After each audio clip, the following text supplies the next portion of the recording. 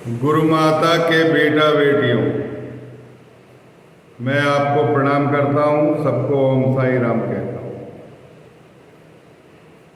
कथा के शुभारंभ में मैं आपसे ये कहना चाहता हूं कि जो कथा अभी चालू होने वाली है वो गुरु भक्ति की कठिन परीक्षा है। गुरु परीक्षा अवश्य लेते हैं। अब वो जो भी आज्ञा करें, अगर गुरु माता पर आप विश्वास करते हो, उन्हें ब्रह्मा विष्णु महेश का अवतार समझते हो, सृजनकर्ता, पालनकर्ता और लयकर्ता समझते हो और तुम्हारा उनसे अनन्य प्रेम है, तो वो जो भी जिस प्रकार की भी आज्ञा करें उस आज्ञा का पालन होना चाहिए। हमारे देश का राजा अपनी राष्ट्रीयता के लिए,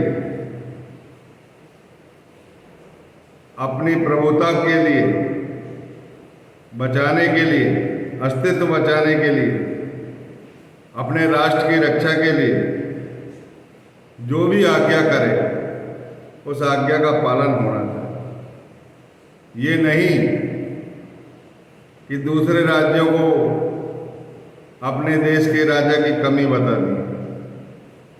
वहाँ पर ये नहीं देखना है क्या अर्थ है क्या अनर्थ है। हमें अपने राष्ट्र की राष्ट्रीयता बचाना है और राष्ट्र को बचाने के लिए ये नहीं देखना है कि अन्याय हो रहा है या अन्याय हो रहा है। हमारे राजा की ही आज्ञा का पालन करेंगे। उसी प्रकार सद्गुरु भी कठिन परीक्षा लेते हैं। पिछली कथा में हमने आपको बताया था कि जब दूसरी बार शिरडी में हैजा आया, विभूषिका की बीमारी फैलने की संभावना बढ़ी, तब ग्राम मुखिया ने और पंचों ने और गांव के लोगों ने बैठ करके दो आदेश का पालन कर दिए कि गांव में कोई लकड़ी की गाड़ी नहीं आएगी और दूसरा गांव में कोई बकरा नहीं आएगा। ये दूसरा आदेश था, कोई बकरा प्रवेश नहीं करेगा और कोई बकरे की बलि नहीं देगा। साईनाथ महाराज का जो अवतार हुआ था, उनके अंदर धर्म का कोई विवाद नहीं था। वो सभी धर्म को समान दृष्टि से देखा करते थे। उनकी दृष्टि थी, सम थी। जैसे भगवान सूर्य नारायण है, माता धरती है, वो इस भेदभाव में नहीं रहते। ऐसे ही साईनाथ महाराज जो है साक्षात ईश्वर के अवतार थे।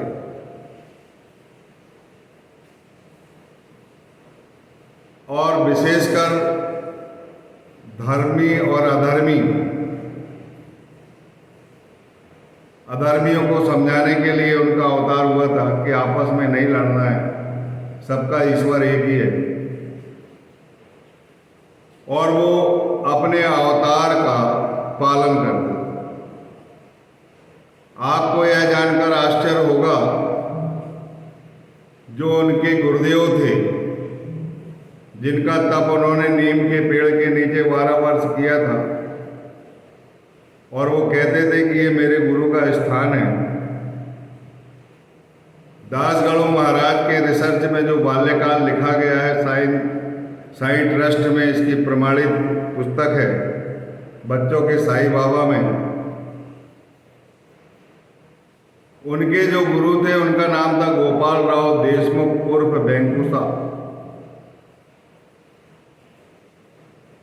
और वो जंतुर के पेशवाओं की रक्षा करते थे। मराठवाड़ा में उनकी सेना थी, हिंदू की सेवा करते थे। इसके पहले शिवाजी महाराज वही कार्य करते थे और शिवाजी महाराज के दायित्व को इन्होंने संभाला। और इस्लामी गतिविधि के कारण इनकी सेना पराजित हुई, बड़ा दुख हुआ। आकाशवाणी हुई जो इनके कानों में सुनाई दी एक समाधि के पास, जब इनके प्रसन्नता के आंसू बह रहे थे। कि तुम पिछले जन्म के रामानंद हो। तुम्हारा प्रिय शिष्य ने एक ब्राह्मण परिवार में पाथर्डी में जन्म ले लिया है और वो तुम्हें 5 वर्ष की अवस्था में मिलेगा। यही 5 वर्ष का बालक उनका शिष्य बना है, लेकिन उसकी वेशभूषा मुस्लिम जैसी थी और हिंदुओं सभी व्यवहार था। दोनों धर्म को मिलाने की बात करते थे, वो बहुत समझाते थे और अंत में कह देते थे कि तुम्हारा तुम्हारे साथ है, मेरा मेरे साथ। हम कथा में आते हैं, ये बताना जरूरी था कि साईनाथ महाराज किसके शिष्य हैं, ताकि आपकी आंतरिक विवेचना में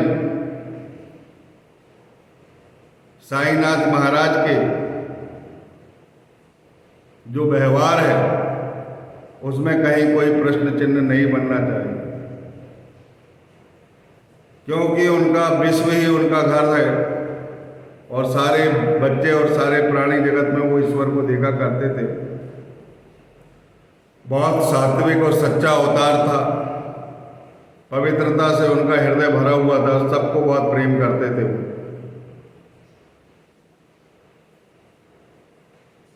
उन्होंने कहा अपने बड़े बाबा से, जो उनको दाहिनी ओर बिठाते थे, जो मालेगांव के पीर मोहम्मद थे उनका नाम था, और उनको बड़े बाबा भी प्रेम से कहा जाता था। वो साईनाथ महाराज से बहुत प्रेम करते थे और साईनाथ महाराज भी उनसे बहुत प्रेम करते थे। जब भी चिलम भरी जाती थी वो उनको देते थे पहले, फिर अन्य भक्तों में बांटते थे, इतना अधिक प्रेम था उनका। और हमेशा दाहिनी ओर बिठाते थे और प्रेम पूर्वक उनको भोजन कराते थे। और जब भी वो वापस लौटते थे तो उनके साथ 100 कदम चलते थे, और जब वो आते थे तो प्रेम से उनका आवभगत करते थे और 100 कदम चल करके उनको लाने की अगवानी करते थे। इतना अत्यधिक प्रेम था उनसे। उन्होंने बोला कि आपको एक बकरे की बलि देनी होगी, तो उन्होंने स्पष्ट मना कर दिया कि मैं बकरे की बलि नहीं दे पाऊंगा, बलि देना व्यर्थ है। एक यवन होते हुए भी उन्होंने बलि के लिए मना कर दिया। इसके बाद सामा की बारी आई। बाबा ने सामा से बोला चाकू लाओ और इस बकरे की बलि दो। शायद उसके मन में अंदर घबराहट थी, अंतर्ज्ञान से बाबा ने जान लिया था। राधा कृष्ण माई के यहाँ गए वो और चाकू लेके आ गए, और जैसे ही राधा कृष्ण माई को पता लगा कि बकरे की बलि दी जा रही है, राधा कृष्ण माई एकदम सात्विक प्रवृत्ति की थी, उसे बलि देना अच्छा नहीं लगता था, और सामा के हाथों बलि हो रही है। उसने तुरंत जाके चाकू उठाकर अपने गृह निवास में ले आई। तब बाबा ने फिर पुनः सामा से कहा, जाओ दूसरा चाकू लेके आओ, इस बकरी की बलि तुम्हें देना है। वो दूसरा चाकू लेने जाता है, उसे चाकू तो नहीं मिलता, ढूंढते ही रहता है। इसके बाद एक सच्चे गुरुभक्त काका साहब दीक्षित की बारी आई। बाबा ने बोला कि तुम इनकी बलि दो। वो तुरंत गए, साठेवाड़ा से धार चक्कू लेके आ गए और बलि देने की तैयारी करने लगे। अपनी धोती को कस लिया, फेटा बांध लिया, बाहें ऊपर चढ़ा ली और अंतिम आज्ञा की तैयारी करने लगे। बाबा ने उनसे कहा, क्या देख रहे हो? गर्दन पे उनका हाथ सीधे गर्दन पे बढ़ा। बाबा ने उनका हाथ पकड़ लिया और कहने लगे, कैसे ब्राह्मण हो, कैसे ब्राह्मण वंश में जन्म लिया हो, जन्म लिया है तुमने, बलि देना कोई अच्छा कार्य तुम्हें शोभा देता है क्या?